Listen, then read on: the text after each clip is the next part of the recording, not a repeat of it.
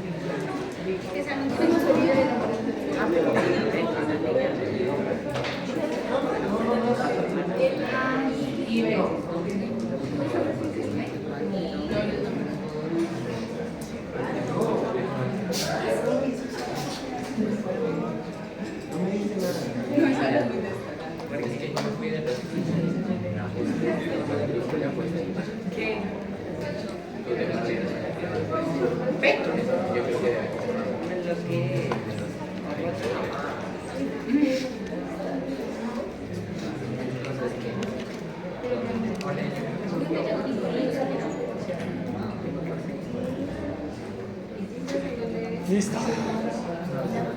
Buenos días.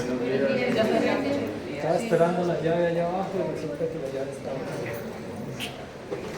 Por eso la demora. Bueno. Entonces vamos a cambiar de tercio. Dejamos.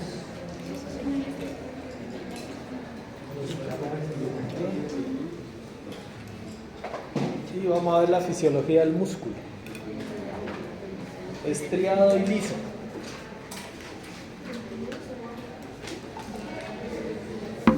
Músculo estriado y músculo liso.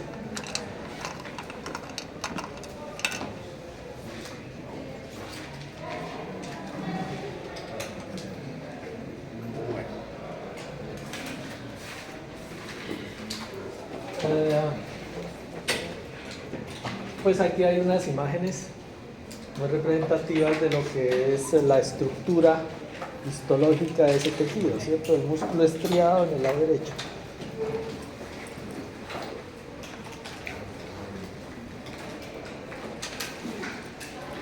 Y el músculo estriado, que son fibras que están perfectamente organizadas, ¿no? Como un paquetico de espaguetis.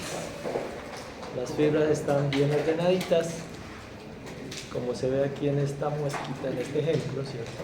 Cada una de estas es una miofibrilla. Mientras que el músculo liso es más difuso, como más desordenado. Entonces esta es la estructura que vamos a analizar. De entrada, pues esa diferencia histológica.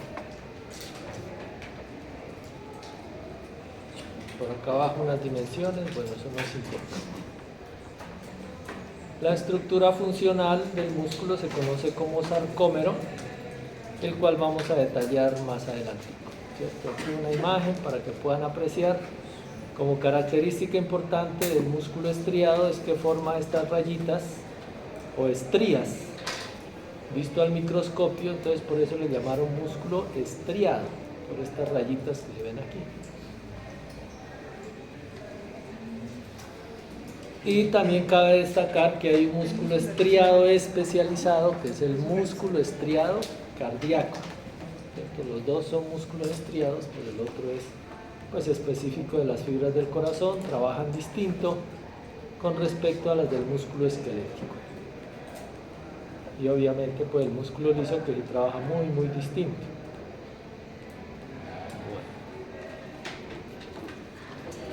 Aquí una imagen un poquito más detallada. Pueden ver aquí las fibras musculares bien empaquetadas, miofibrillas, y esto de acá es la membrana celular. Y de ella pues ¿qué destacamos? Que esta membrana celular se va hacia adentro, se invagina, generando los túbulos T.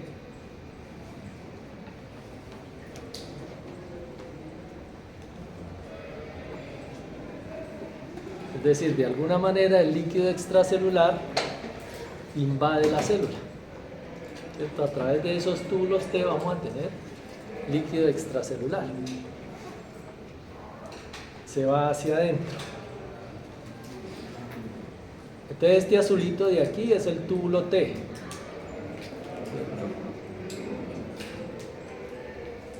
Es el túbulo T. Entonces se van hacia adentro y entran en íntimo contacto con el retículo sarcoplásmico, se tocan.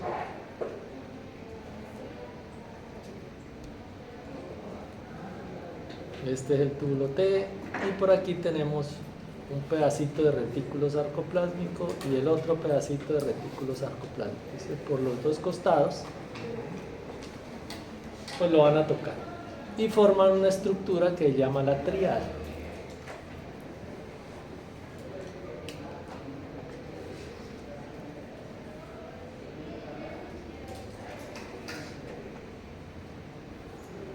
Este hecho físico, pues de que se estén tocando, hace parte del proceso de contracción muscular. Ahí van a interactuar pues ciertas proteínas que van a permitir la liberación de calcio.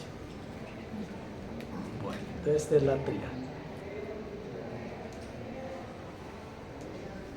Bueno, acá el músculo liso, un poquito más difuso, sin túbulos T, apenas unas pequeñas invaginaciones que se conocen como caveolas. Pequeñas invaginaciones de la membrana celular en el músculo liso que se conocen como caveolas. Caveoli, dice aquí, caveolas. Y por acá el retículo sarcoplásmico un tanto más desordenado. Y las fibras también están un poquito más desordenadas. En cambio acá, si ustedes las aprecian, están bien ordenaditas aquí adentro. Las miofibrillas.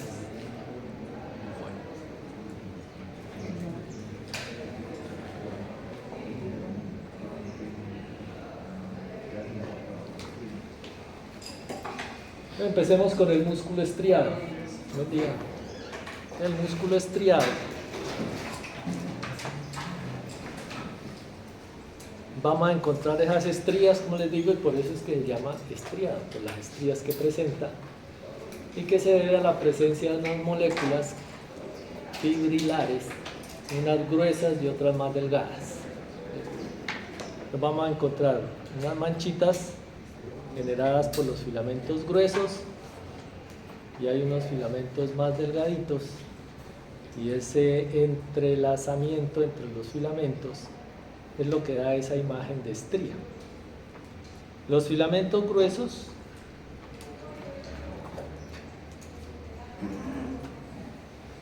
corresponden a la miosina.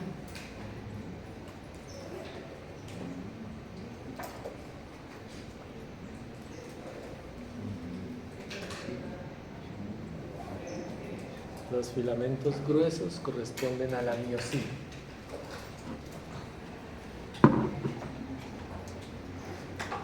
Y en este esquema serían estos de aquí. Esta es la miosina, ¿cierto? Que tiene una cabecita doblada. Y representado acá, pues sus diferentes cadenas, tiene 6 cadenas, 2 pesadas o 2H y 4 livianas o 4L del inglés, ¿no? High y light, pesadas y livianas, 2 cadenas pesadas, 4 livianas, representadas acá arriba. Estas cadenitas largas pues son las cadenas pesadas, 2. Y en esta cabecita vamos a encontrar las 4 cadenas livianas.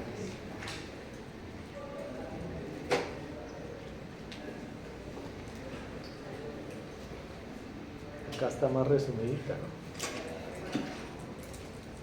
Cadenas pesadas y cadenas livianas. Todo esto es miosina y son los filamentos gruesos. Y aquí en este extremo, el punto de unión con la otra fibra con los filamentos delgados. Aquí tenemos un punto de unión y por acá arriba otro.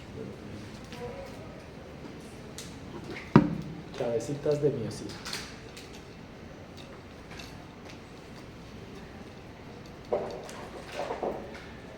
Y por el otro lado tenemos los filamentos delgados representados aquí por toda esta estructura.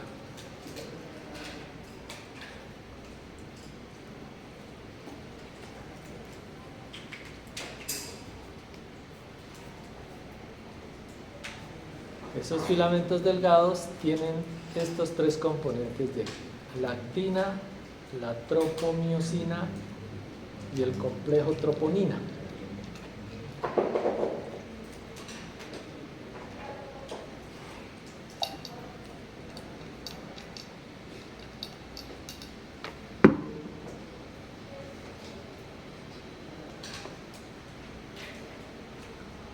La actina serían estas bolitas de aquí, estas amarillas que se ven acá abajo. Entonces es una proteína que se entorcha sobre su propio eje, tal como una soga, así como está esta de acá arriba, ¿cierto? Se entorcha sobre sí misma, del tipo helicoidal alfa, por eso se llama helicoidal, porque se gira sobre sí misma como una soguita.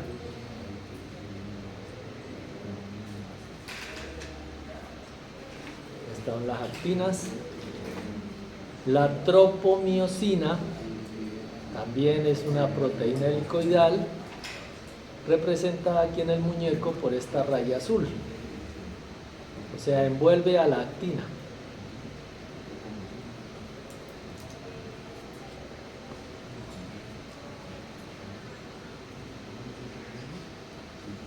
Se entorcha como una soguita, ¿no? Como un cable. Y unida a esta tropomiosina está el complejo troponina o simplemente la troponina, que es esta moradita de aquí. De pronto acá se ve mejor. Como pueden ver, la representación tiene tres subunidades, tres pedacitos, que son estos de aquí. La subunidad T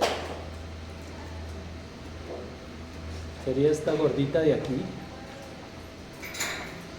¿cierto? La subunidad T que se une a la azulita o la tropomiosina.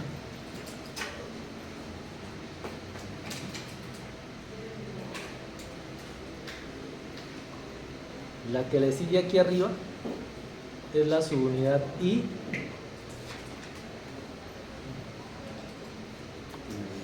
se le llama así porque define la interacción entre la actina y la miosina. Ya les explico cómo es ese cuento. O sea, la interacción entre esta molécula y esta de acá.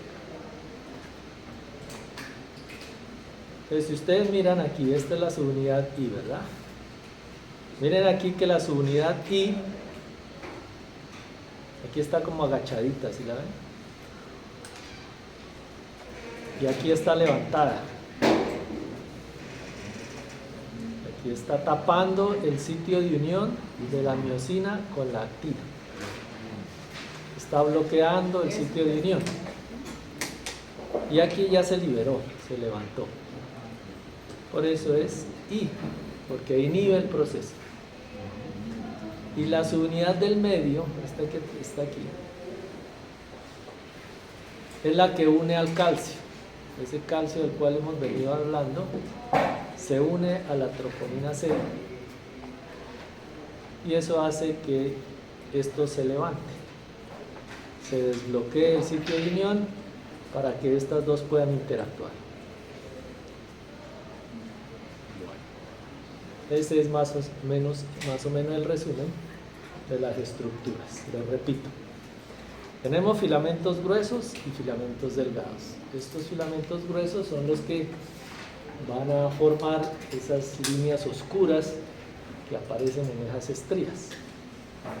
Está formado por 6 cadenas polipeptídicas, 2 pesadas y 4 livianas. Las 2 pesadas se entorchan entre sí se giran una sobre la otra y terminan en estas cabecitas, que son las cabecitas de miosina. Y aquí vamos a fijar los 4 dominios livianos. Entonces esa es la estructura gruesa, representada acá. Esta es la cabecita de miosina.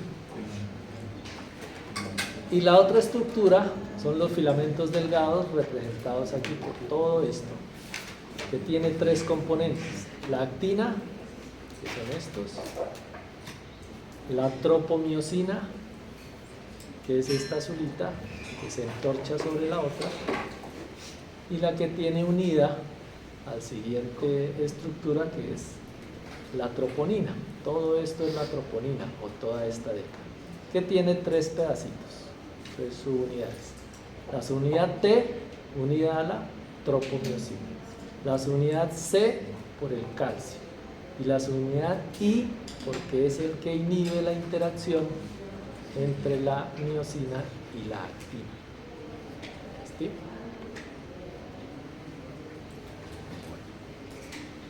Molecularmente esa es más o menos la estructura. Músculo estriado del bueno.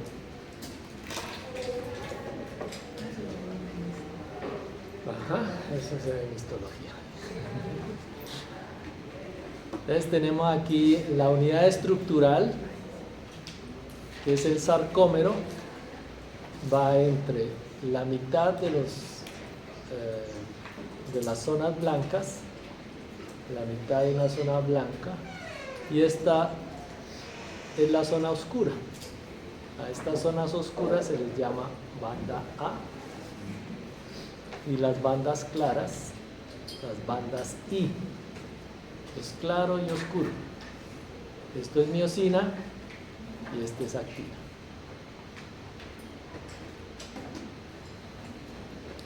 Por la mitad trazamos una lineecita que se conoce como la línea Z, que demarca el límite por un costado y el límite por el otro costado del sarcómero o la sarcómera.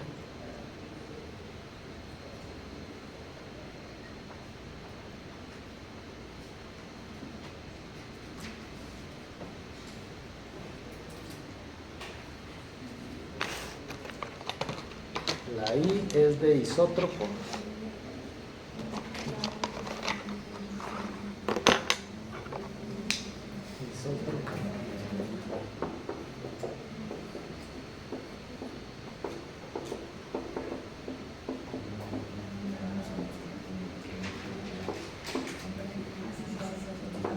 Esas son bandas A y bandas T.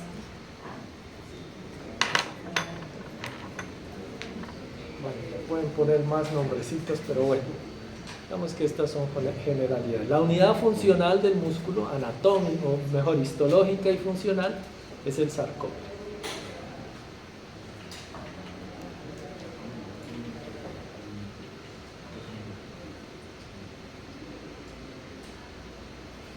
Voy a mostrarles esta. Es una representación de lo que ocurre en la contracción. Noten ustedes aquí las bandas claras, cómo se acortan, mientras que las oscuras permanecen igual. Se mueven, pero permanecen con el mismo tamaño. El acortamiento está aquí.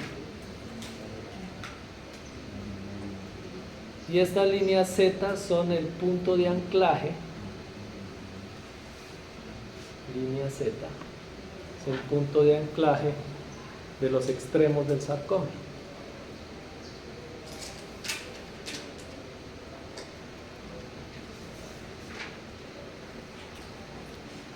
Y así pues producimos el movimiento.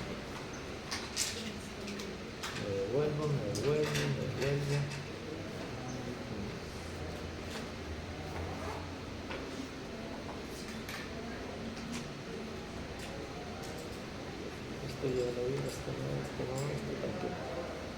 Entonces, ¿cómo se produce todo el fenómeno contráctil?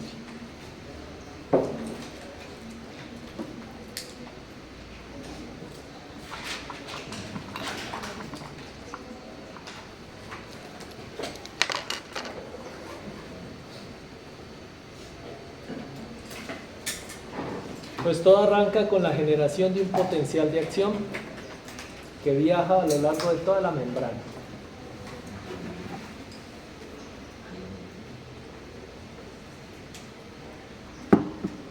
Se va despolarizando toda la membrana, alcanzamos los túbulos T y ese potencial de acción viaja pues por el túbulo T hacia adentro de la célula, despolarizando los túbulos T.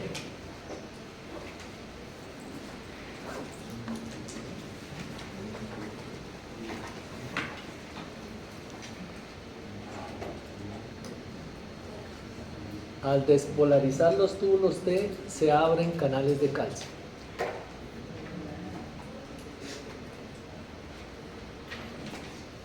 Se abren canales de calcio.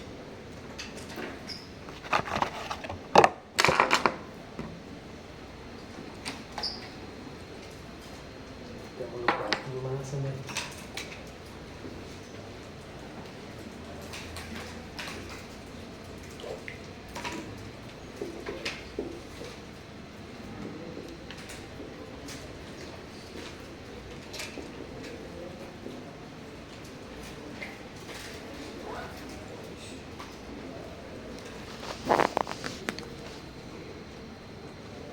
El potencial va viajando a lo largo de la membrana y va abriendo canalcitos de calcio y entra calcio.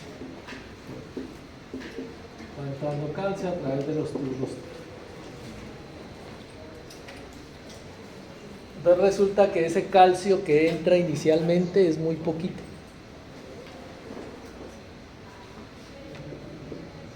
O sea, este calcio que entra inicialmente no es el que genera contracción. Este calcio es simplemente un estímulo para que el retículo sarcoplásmico libere mucho calcio.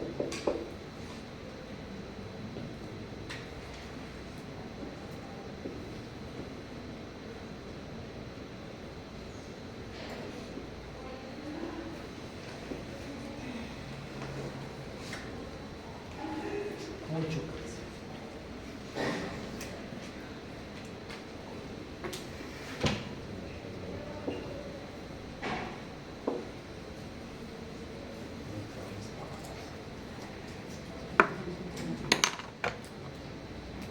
Entonces el calcio entrará en contacto con las subunidades.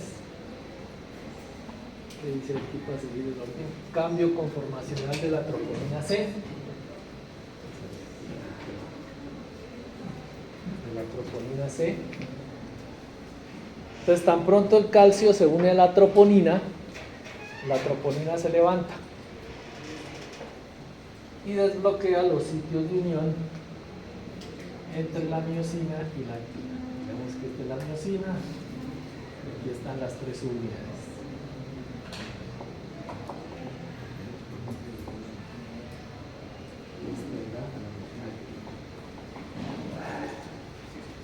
Se desbloquean los sitios de unión y las moléculas principales interactúan y van a formar puentes transversos.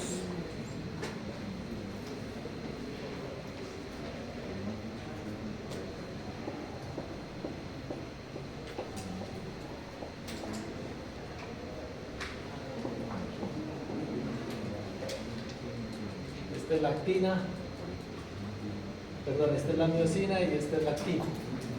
Entonces se desbloquea el sitio de unión porque se levanta la proteína y entonces aquí se forma un puente transverso. Ese puente transverso forma un ángulo de 90 grados.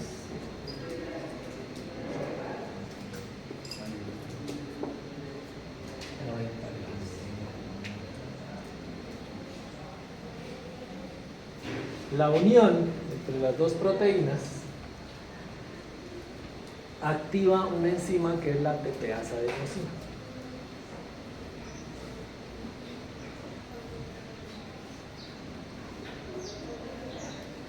La tepeasa adenosina. ¿Qué hace la tepeasa? Pues convierte el ATP en ATP. Después mucho más energía. ATPasa fractura el ATP. Lo tenemos adenosina y fosfato más el grupo fosfato más el L. Se tocan primero, se activa la enzima, se libera energía. Y la energía que se libera es la que se aprovecha para cambiar este ángulo. Pasa de 90 a 45 grados. Hacemos así.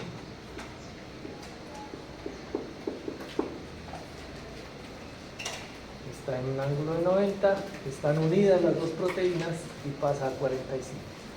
Y así desplaza a la otra proteína. Toda esta cadena se mueve para acá. Ese cambio es lo que se conoce como una sacudida simple.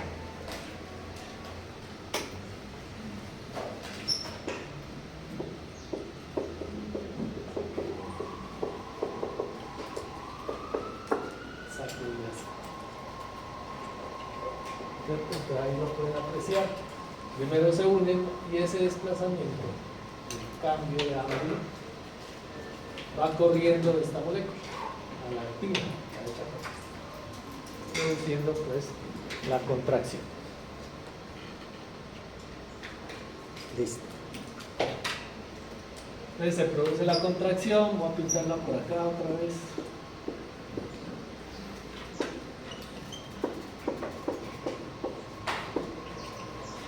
Ahí están junticas en ángulo de 45 y están pegadas. Para que esto se libere y produzca la relajación, hay que restituir este ATP. Entonces se requiere una nueva molécula de ATP para que esto se separe, se desprenda nuevamente. Entonces se requiere en la contracción muscular un ATP para generar la sacudida simple. Y se requiere otra molécula de ATP, restituir este ATP que se fracturó para que haya relajación. Mientras no haya ATP para la relajación, pues el músculo no se relaja y permanece contraído. Es lo que ocurre en los espasmos, ¿no? Pues, el músculo se contrae, queda ahí pegado, porque no hay restitución de ATP. Cuando llega una nueva molécula de ATP, ya esto se rompe. Pues ese es todo el proceso contrario. Por acá lo tengo más bonito.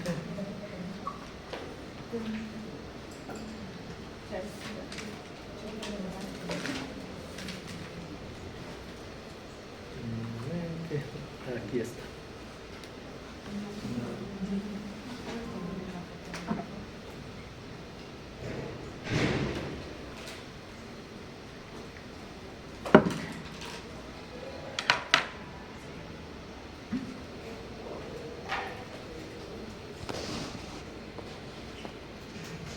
Esta bolita amarilla que cae de acá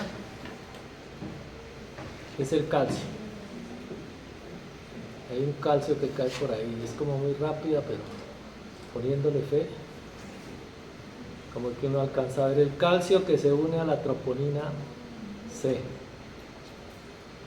calcio uniéndose a la troponina C. Aquí. Ahí. ¿Y si ven cómo la troponina se levanta? Se levanta, desbloquea los sitios de unión, se fija. Y esta bolita verde que aparece aquí es el ATP, que se fractura y luego se restituye. Cae como de abajo y se restituye, ¿no? Se fractura y se restituye.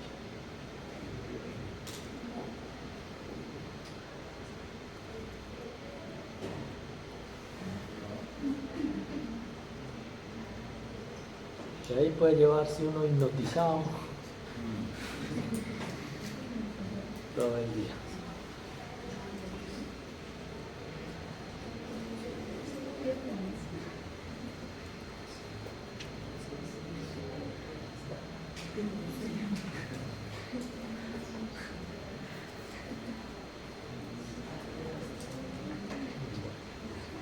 Ahora acá están separaditos de la miosina, la actina, la tropomiosina, bueno, el ATP, la troponina, pues son imágenes semejantes.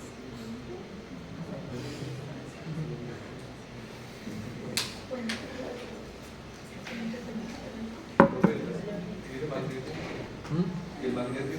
Ah, hay un magnesio por ahí. Ah, sí, un triangulito. El magnesio, el papel importante del magnesio es que es un cofactor para la formación de sustratos energéticos. Entonces, por eso aparece aquí. ¿Cierto? Contribuye a la formación última de ATP, pero también a través del ADH, del ciclo de Krebs, ¿se acuerdan? Entonces es un cofactor para formar energía. Por eso está allí.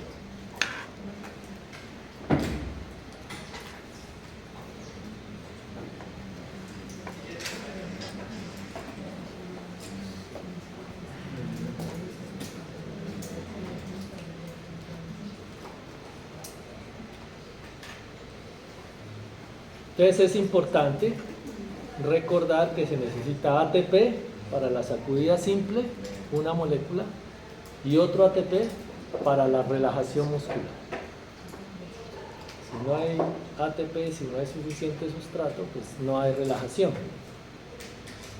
Y por eso se produce el rigor mortis, ¿cierto? Cuando uno está paila, queda tieso, queda en rigidez durante cierto tiempo. ¿Por qué es esa rigidez? Pues porque ya las células no están funcionando, no se está generando ATP y entonces eso queda unido.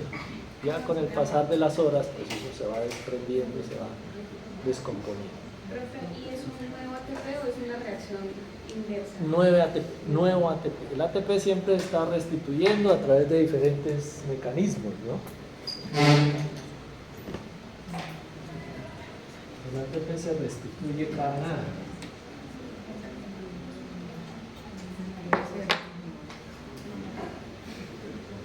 Está el método de los fosfágenos.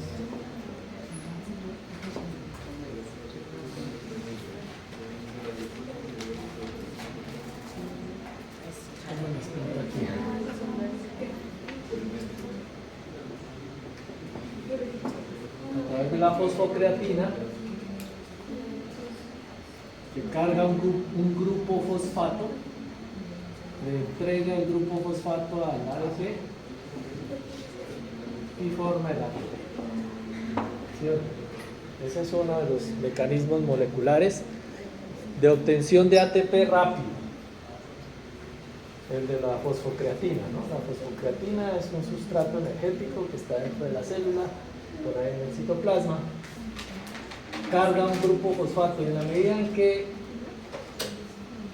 pues, se destruye el ATP, entra este mecanismo muy rápido, sin oxígeno,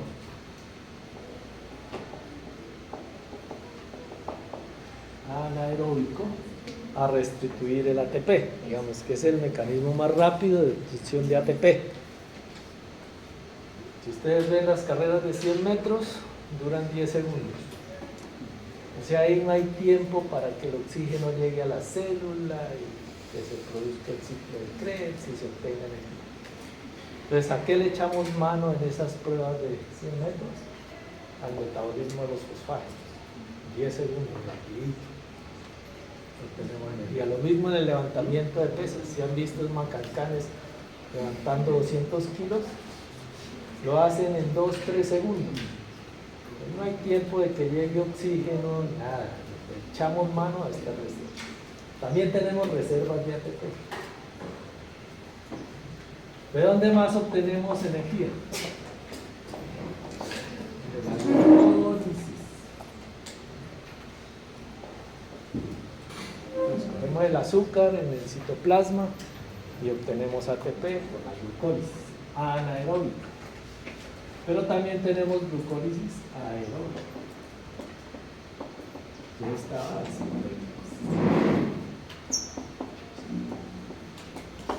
En el ciclo de Krebs, pues consumimos oxígeno y más ATP.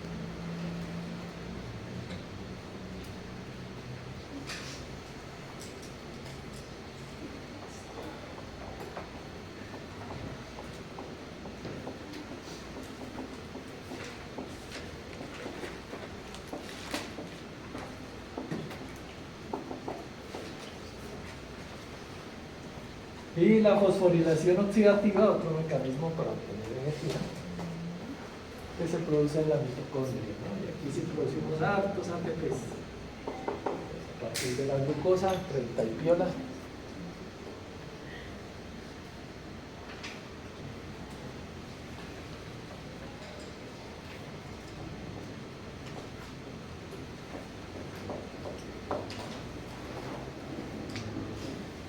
Entonces tenemos mecanismos anaeróbicos para restituir ATP a través de la glucólisis aeróbica y anaeróbica,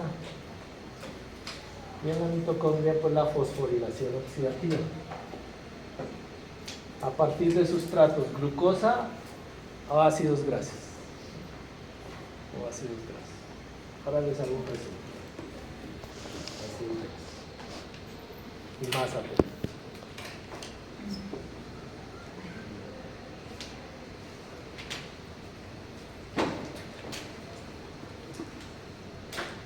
Los de las pruebas de fondo, pues para ponerlo en contexto con los olímpicos, las pruebas de fondo, que son de 2 horas más o menos, 42 kilómetros corriendo, pues no usamos este que es rápido, este metabolismo de los fosfatos, sino que usamos la fosforilación oxidativa a partir de ácidos grasos. Por eso esos de 200 de maratón son flaquitos, ¿no? Esos de flaquicheros. No tienen una maquinaria oxidativa potente. Entonces cada deporte enfoca el metabolismo que le sirve. Y así obtenemos ATP. Ahí creo que me alargué. Relación longitud, tensión y fuerza-velocidad. Esa es mi hija, pero me la voy a quitar de ahí porque... Bueno. Relación longitud-tensión.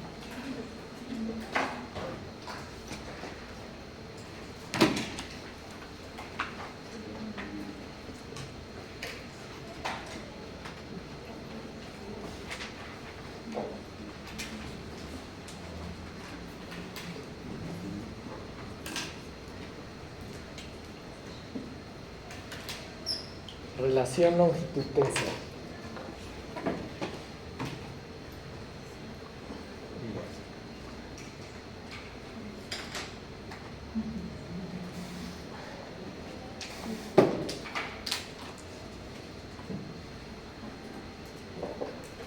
Resulta que el músculo genera fuerza dependiendo de la longitud inicial de estiramiento.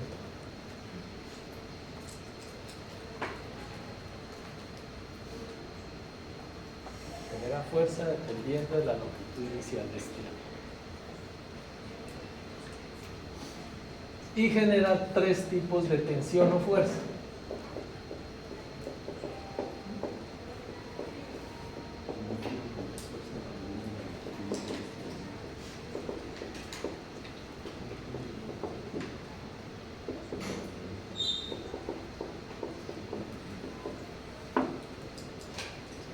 Tres tipos de fuerza: tensión pasiva, tensión activa y la suma de las dos, tensión total.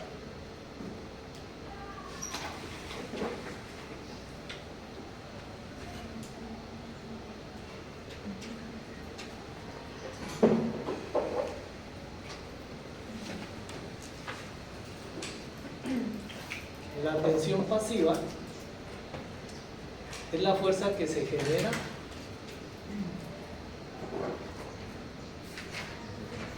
estirando el músculo,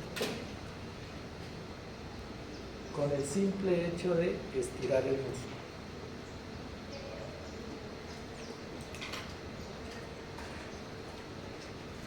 Tal cual como una banda de caucho.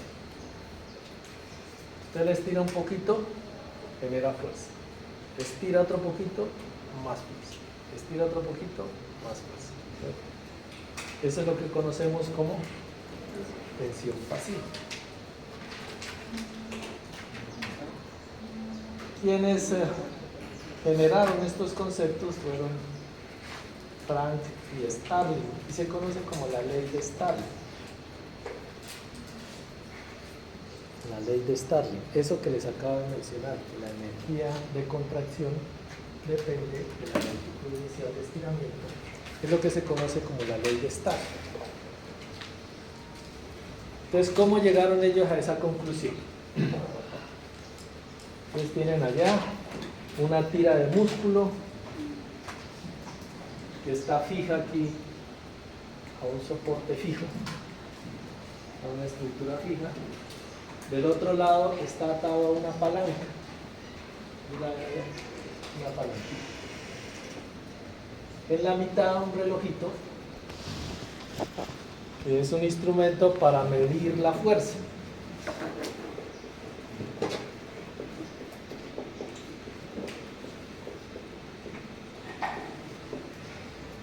Un transductor de fuerza, un aparatico que me mide la fuerza. Entonces miren que en la medida que yo bajo la palanca acá en los puntos 1, 2, 3, 4, 5, estoy estirando el músculo. Y entre más lo estiro, pues va generando más fuerza.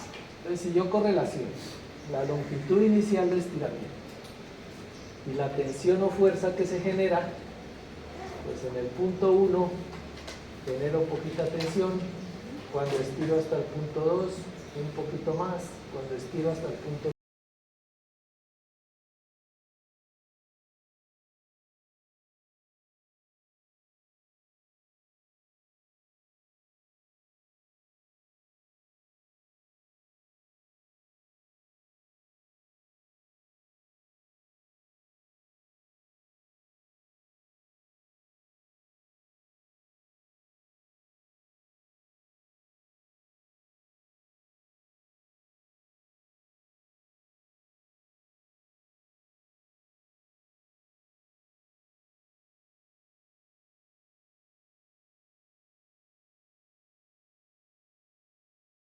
Pasivo. Aquí no hay participación de proteínas contráctiles. Aquí ni la actina ni la miosina se han dado por enteradas. ¿Listo? Entonces estiramos ese caucho y va generando más fuerza, para que lo visualicen. Ahora bien, ganamos este valor de fuerza, ¿no? Tensión pasiva de aquí hasta aquí, o sea, esta magnitud de tensión. Y aquí es esta magnitud, y aquí es esta magnitud, y aquí es esta, y aquí es esta. Fuerza. Ahora bien, si para cada uno de estos puntos de estiramiento, digamos que llegué hasta aquí y generé esta fuerza, en ese punto voy a estimular el músculo. Le paso un pulso de corriente, él se contrae y va a generar fuerza. ¿Sí? Muy contrae. Les veo locos.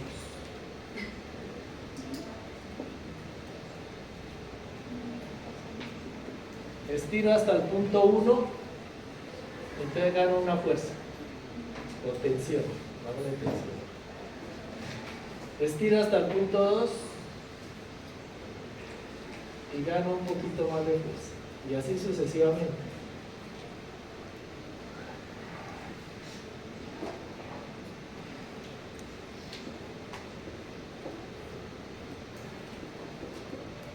Tensión 2, tensión 3, tensión 4. Si yo junto estos punticos de tensión, me da la curva de tensión pasiva. O sea, esta es la fuerza que gané, esta es la fuerza que gané, esta es la fuerza que gané, esta es la fuerza. Si a partir de cada una de estas longitudes estiré hasta el punto 1, le paso un pulso de corriente, representado aquí así. Ya estiré hasta tal punto, le paso el pulso de corriente, entonces las proteínas contráctiles actúan, se producen las sacudidas y gano fuerza. Tensión 6. Estiro hasta el punto 2, estimulo el músculo, se contrae por efecto de las proteínas contráctiles y gano otra fuerza. Y así sucesivamente. Voy ganando tensiones adicionales.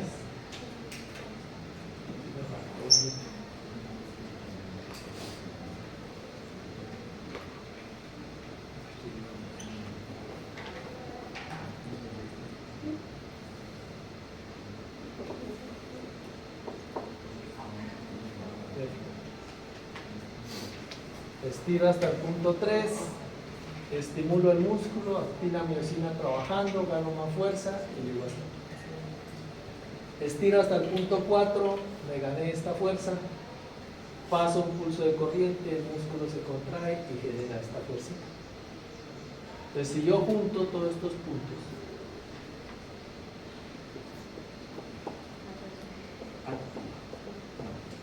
esa es la tensión aquí. Obtengo la tensión aquí, que está representada acá, poco más o menos.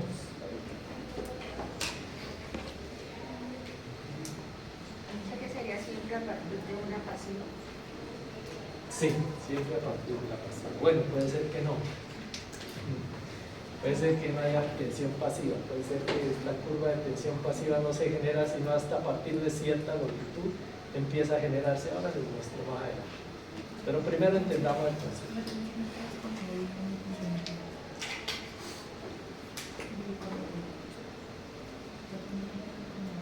Bueno,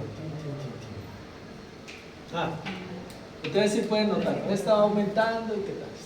Y esta va aumentando la fuerza hasta este punto. Vamos aquí de 8. Vamos generando hasta aquí. Si la fuerza va aumentando, ¿no? Por acción de las proteínas contráctiles. Pero cuando estiramos más de la cuenta, la tensión baja. ¿Sí ven? El valor de tensión ahora es menor. Aquí tengo un valor alto de tensión y este ya está un valor por debajo. Tengo aquí con verdecito porque no les olvido. Este valor es la tensión nueva. Aquí va aumentando, o sea, estiro el músculo y voy aumentando, voy ganando fuerza. Pero cuando lo estiro demasiado, ya la tensión baja.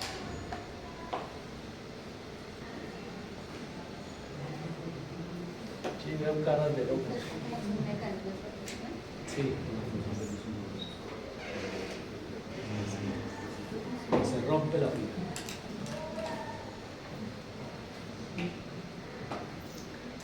Pero, profe, qué pena, ¿bajarían las dos tensiones tanto la activa como la pasiva?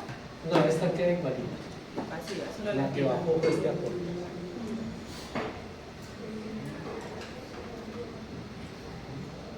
Y a este valor de tensión, que aquí me dio en longitud 3, pues allá creo que 4. Este es el máximo valor de tensión, ¿no? Que logramos. Y por eso a esta longitud se le llama longitud óptima.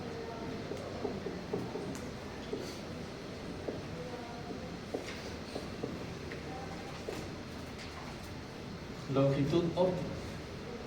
Es ese estiramiento del músculo en el cual logramos la máxima tensión.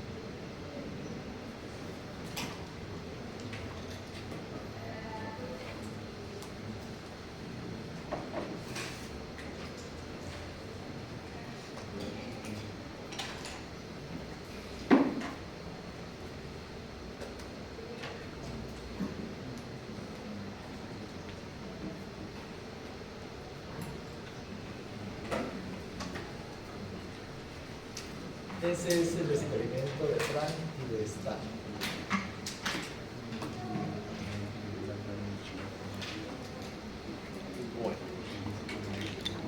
Entonces, como pueden apreciar, la longitud de estiramiento, la longitud inicial de estiramiento, va a definir la fuerza que requiere.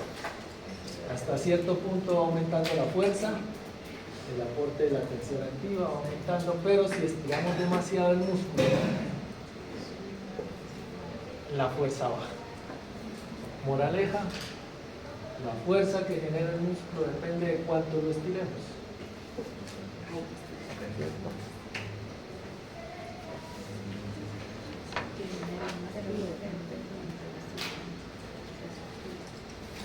Acá otra representación esquemática de lo mismo.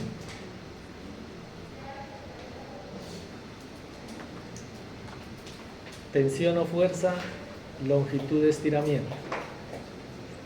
Entonces miren aquí desde donde arranca la tensión pasiva. Ya la puse desde cero, pues por el afán y las carreras.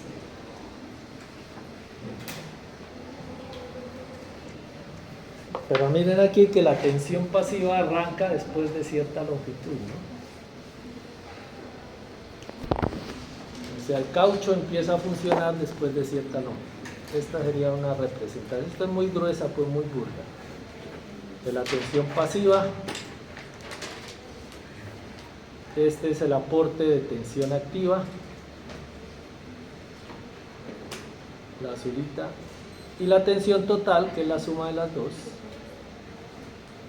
La suma de las dos. Que sería esta línea roja. Tensión total. Y a esta se le llama la curva de tensión activa, la curva de tensión pasiva.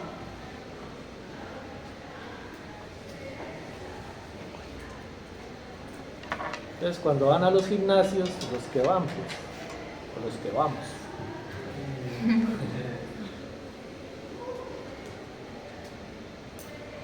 entonces le dicen a usted, trabaje, pero no estire tanto el músculo, porque no va a lograr una buena contracción, un mayor esfuerzo. Ni estire tanto, ni lo acorte tanto. Hay que buscar un rango de movimiento para lograr la mejor tensión y la mayor participación de las proteínas contráctiles. Relación fuerza-velocidad, este es muy intuitivo. Pues obviamente existe una relación entre el peso que cargamos y la velocidad con lo cual lo cargamos. Si es un borrador, pues lo levantamos muy rápido, pero si es la mesa, lo vamos a hacer más lentamente, ¿cierto? Entre más fuerza o más carga le ponemos al asunto, la velocidad disminuye. Existe una relación inversa entre la fuerza y la velocidad de contracción.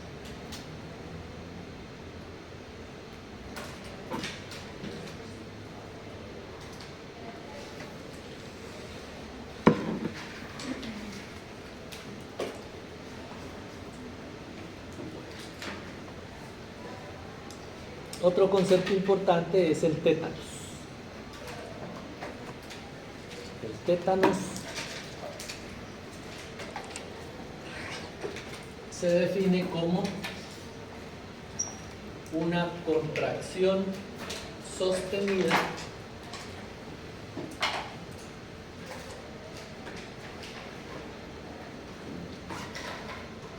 frente a estímulos sucesivos.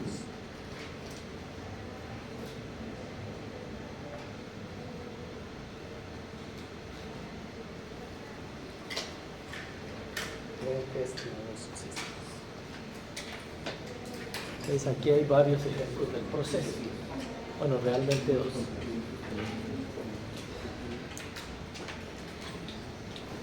Estoy representando aquí, pues, en las, ¿cómo es que llaman estas? Las abscisas, el tiempo, en las ordenadas, la tensión. Tiempo, tensión o fuerza. Y acá arriba de estas flechitas, pues el estímulo. Y como pueden notar, hay estímulos distantes y cada vez los vamos juntando. Un tren de estímulos. Aquí están muy junticos, aquí más separados y acá muy separados. Ante este estímulo, una sacudida simple. El músculo se contrae y se relaja. Le cae otro estímulo, se contrae y se relaja. Acá los estímulos están más junticos. Se contrae, intenta relajarse, le cae el otro estímulo y se contrae. Y así sucesivamente. Cuando están muy juntos, se contrae, vuelve y se contrae, intenta relajarse y no puede, vuelve y se contrae, intenta relajarse y no puede, y vuelve y vuelve y vuelve. Entonces aquí en este espacio, el músculo está contraído durante mucho tiempo. Permanece contraído. Y cuando están muy juntos, este es el tétanos propiamente dicho, totalmente fusionado. Es decir, el músculo permanece contraído. Ese es un tétanos. El músculo permanece contraído. Si yo intento levantar la mesa, pues el músculo está contraído y la mesa ni se entera, ¿no? Ese es un tétanos. Hay muchos impulsos llegando y el músculo genera fuerza. Y lo otro que pueden detallar es que dependiendo de esos estímulos, de la frecuencia de estímulos, pues también es la fuerza que se gana. Aquí la fuerza es poquita, aquí ganamos un poquito más, aquí un poquito más y aquí mucha fuerza. Otra característica de este fenómeno es que se van sumando haces de fibras. Allá participaron unas, aquí se sumaron otro poco más, aquí muchas más, aquí muchas más fibras, generando más fuerza. Luego la fuerza depende de la frecuencia de estímulos. Allá es baja frecuencia, alta frecuencia. Este fenómeno lo pueden notar ustedes, depende pues tanto del peso, ¿no? Que a veces uno intenta levantar algo y como que tiembla. Eso seguramente va por los que trabajan, ¿no? Bueno, tétanos. ¿Queda claro lo que es un tétanos? Facilito, ¿no? Un músculo ahí contraído.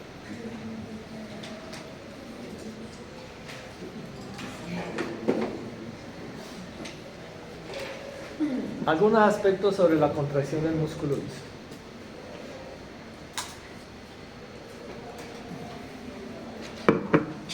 Voy a correr un poquito porque si no, no acabo.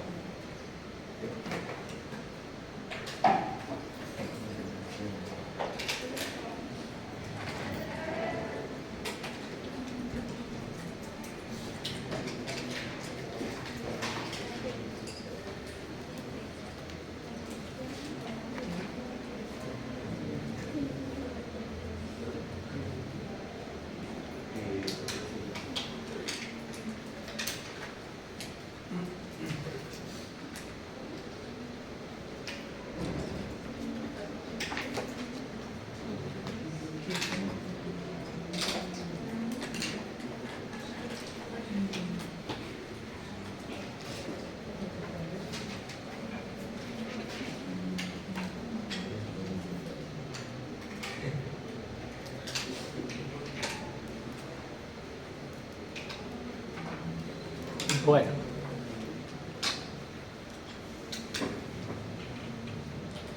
la contracción del músculo liso es distinta pues a la del músculo estriado. Arranca, puede ser con la generación de un potencial de acción, pero hay otros dos mecanismos que también activan el proceso, que ya los vamos a ver. ¿Qué llevan a la entrada de calcio? A la entrada de calcio al interior celular, aumenta la concentración de calcio intracelular hasta llegar a la formación de un complejo calcio-calmodulina.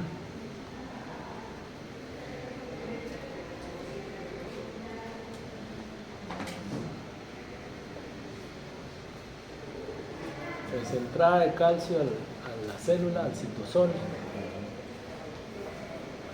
Se forma el complejo calcio-calmodulina y este complejo activa una enzima llamada miosinasa de cadena ligera.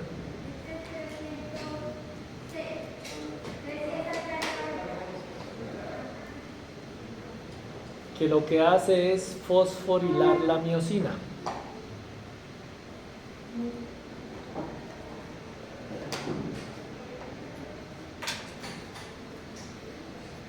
Con la miosina fosforilada se forman los puentes transversos.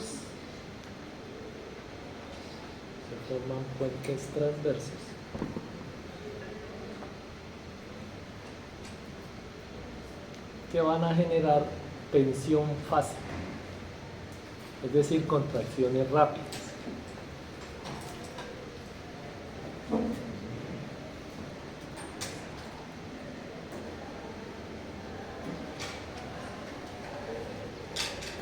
Como aparece aquí, ¿cierto? Un pico de contracción, se conoce como tensión fácil,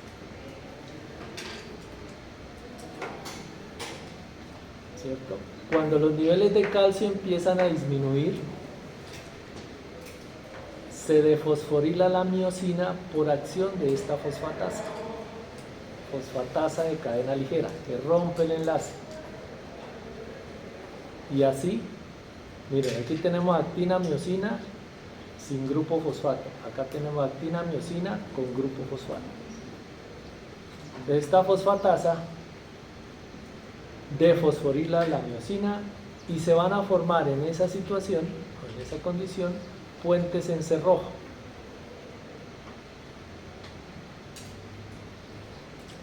Que generan tensión tónica. Que sube y baja, sube y baja.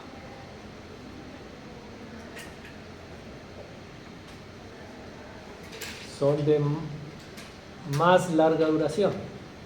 Estas son corticas, rápidas, y estas son pues más prolongadas en el tiempo, como las que ocurren, por ejemplo, en el intestino, ¿no? Se contrae, te va arrastrando toda la digestión. Entonces generamos dos tipos de tensión fásica, que es rápida cuando está fosforilado.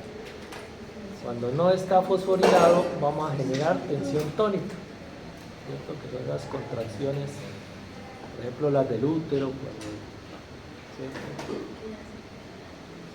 O las del tubo digestivo, que son típicas pues para el proceso de digestión.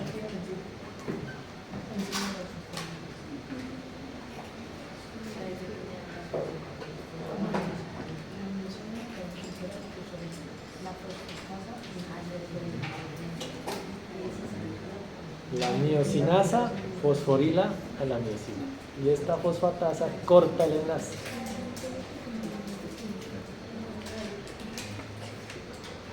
Esto no, bueno.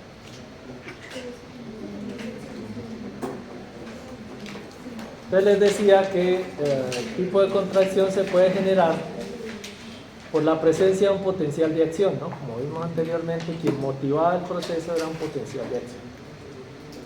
Que va abriendo canales de calcio y todo el fenómeno anterior. Pero también podemos producir contracción en el músculo liso a través de neurotransmisores o a través de un segundo mensajero que es el IP3. El potencial de acción pues abre canales. El neurotransmisor se une a su receptor, abre el canal y aumenta la concentración de calcio.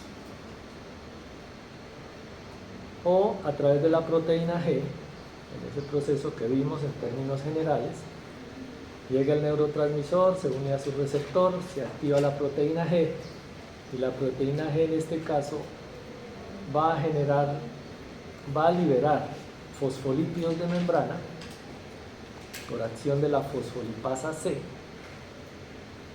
que fractura estos fosfolípidos de la membrana para producir IP3 y diacilglicerol.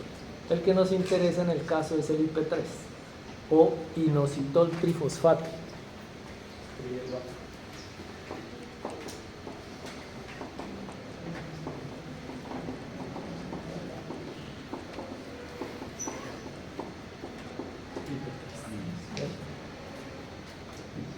El IP3 interactúa con el retículo para liberar más calcio. Entonces esa liberación de calcio en el músculo liso puede ser por potencial de acción, por un neurotransmisor,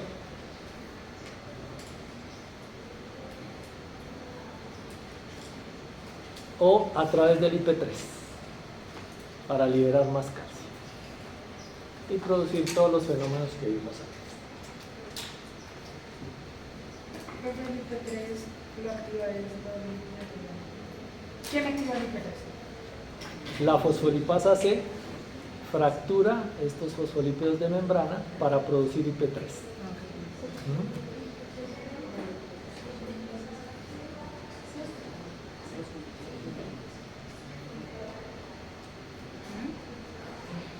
El músculo estriado solo lo activábamos por voltaje, ¿no? Por potencial de acción.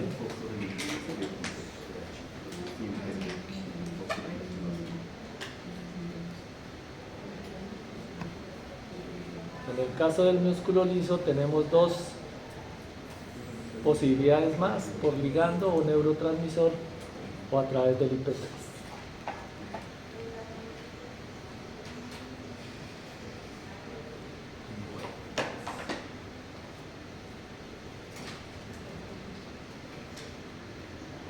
Tipos de potenciales de acción en el músculo liso.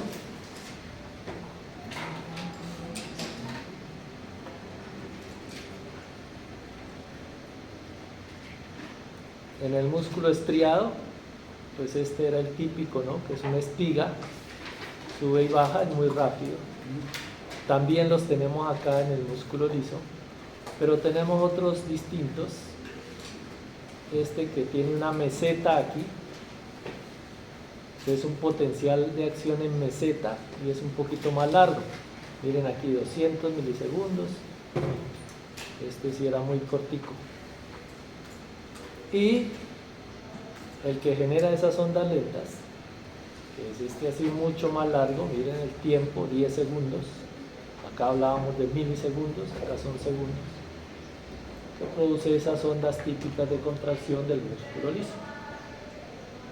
Fíjense en la vía respiratoria, un poquito, pues, pero clásico en el tracto digestivo, ¿no? Y se pueden sumar estas ondas lentas con estas espigas de acá. Bueno, 3 tipos de potenciales que encontramos y por eso pues esas contracciones también parecidas. Esto no, esto tampoco, esto tampoco, esto tampoco. Esto no significa que nos vamos, sino que vamos a ver los tipos de contracción del músculo.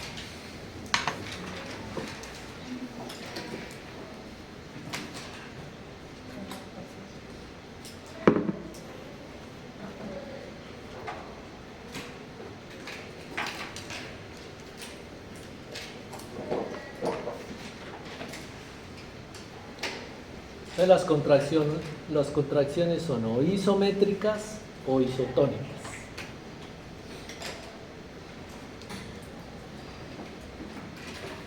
Isométrica significa que la longitud del músculo se conserva o no cambia.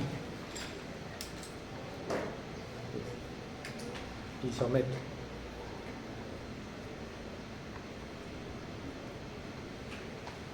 Y en la isotónica se conserva la fuerza durante la contracción,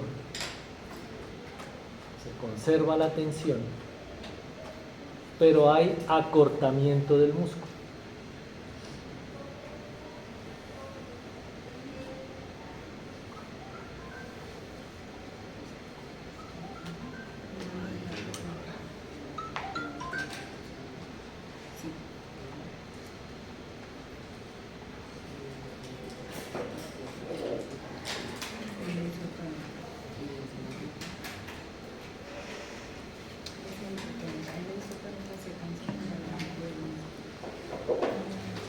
Ustedes miren aquí el muñequito, aquí está el músculo, aquí está el medidor de fuerza, de tensión o el transductor de fuerza que mencionamos hace un ratico. Entonces aquí está fijo el músculo por este extremo y está fijo acá, a una pared, o sea, esto no se mueve.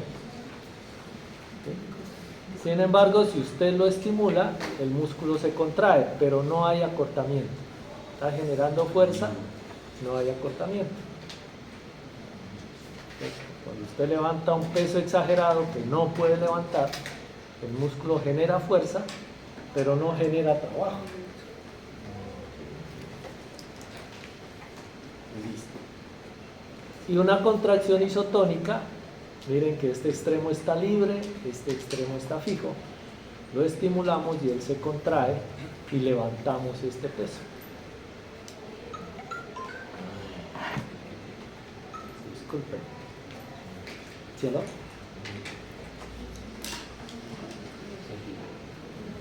Bueno, es que me está profundo.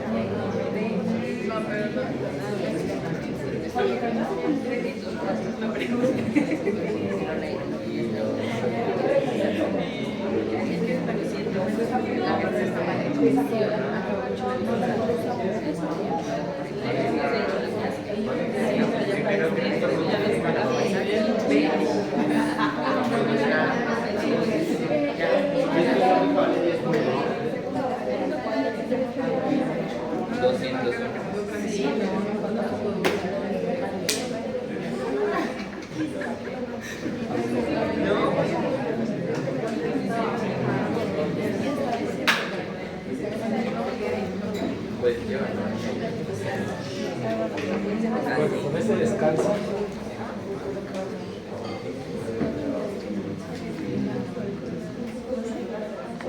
Entonces tenemos contracciones isométricas y contracciones isotónicas.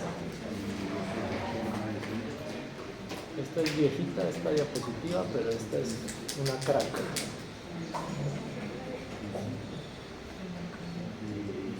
Para demostrar pues los dos tipos de contracción.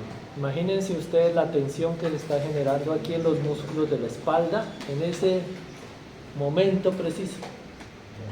Ahí no hay acortamiento, ¿cierto? Se está generando tensión o fuerza. Miren la tensión o fuerza aquí. Vemos que ahí no hay acortamiento, está generando fuerza.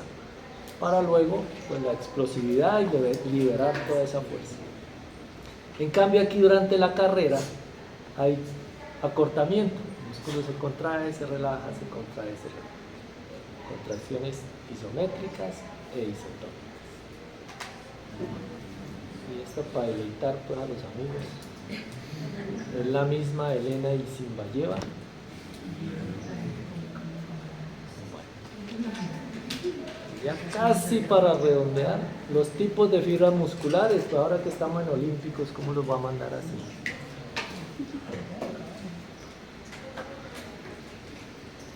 Tipos de fibras musculares.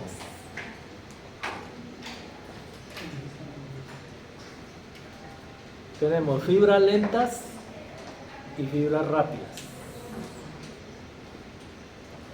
Las fibras lentas también se les llama tipo 1 y a las fibras rápidas tipo 2B, porque hay unas 2A, pero esas no las voy a presentar.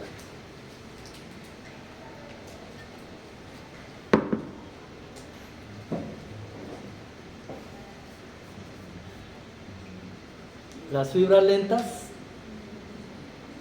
son resistentes a la fatiga.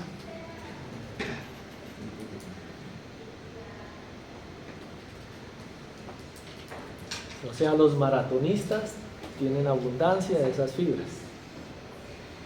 Son resistentes a la fatiga. En cambio, las fibras rápidas son fatigables.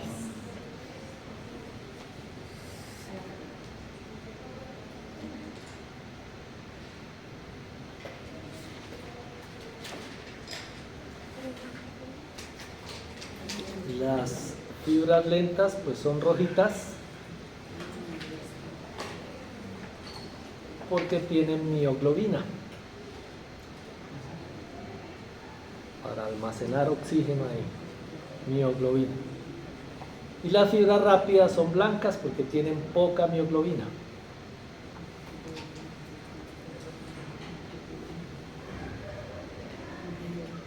Hablamos ahí de los metabolismos.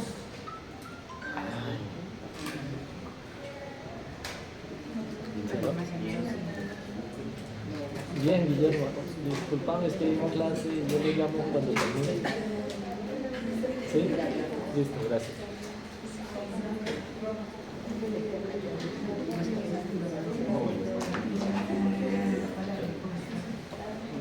Entonces las fibras lentas, las de las carreras de maratón, pues el metabolismo predominante es el metabolismo oxidativo, a través de la fosforilación oxidativa que les mencioné hace un ratico. Y las fibras rápidas a través de los fosfágenos o el metabolismo de los fosfágenos, de la fosfocreatina o de la glucólisis, que también es rápida, ¿no? Obtenemos energía rápidamente aquí es un proceso más lento para la obtención de energía en el oxidativo, pero aportan muchos más ATPs. Aquí son poquitos ATPs, aquí son muchos. Mitocondrias, muchas mitocondrias, por eso el metabolismo oxidativo. En cambio, las fibras rápidas tienen pocas mitocondrias porque el metabolismo predominante es el glucolítico. Almacén de glucógeno bajo porque no lo usamos casi. Y aquí tenemos altos niveles de glucógeno en las fibras rápidas, porque lo requerimos para obtener ATP rapidito. Fibras rápidas.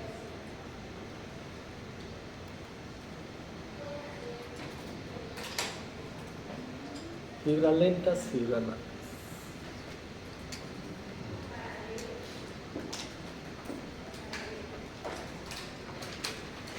Los de maratón pues tienen fibras lentas, ¿no? Los levantadores de pesas, esta rápida. O los de 100 metros, pues fibras rápidas. Esto no, esto tampoco, esto tampoco. Esto es la misma de Elena y Zimbayeva.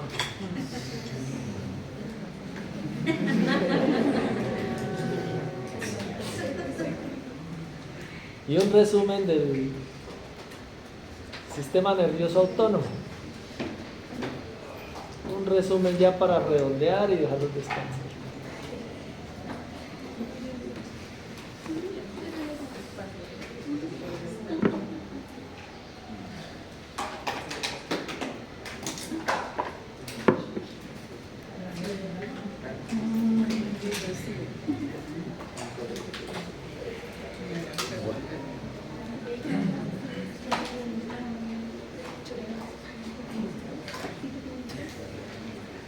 Bueno, en principio habíamos hablado del sistema nervioso, de la activación de la acetilcolina, ¿cierto?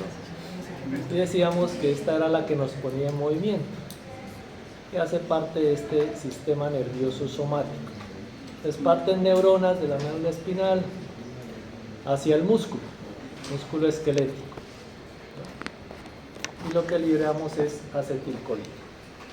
Bueno, eso no tiene nada. Y aquí tenemos receptores nicotínicos. Receptores nicotínicos.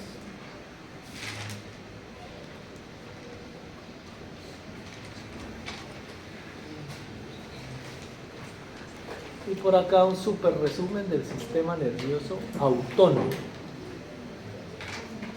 Este esquemita me gusta porque tiene lo que tiene que saber uno.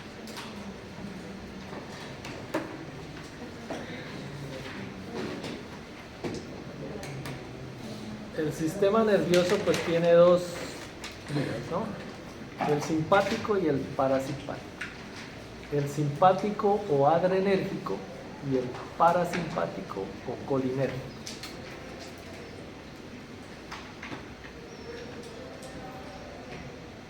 Consta de un par de neuronas, las preganglionares, que aparecen en azulito, y las postganglionares, esta no, miento. Las preganglionares, que están antes del ganglio, y las postganglionares, que están después del ganglio. ¿Cierto? Neurona preganglionar, neurona postganglionar. Neurona preganglionar y postganglionar. Pre y post. Y acá la célula efectora.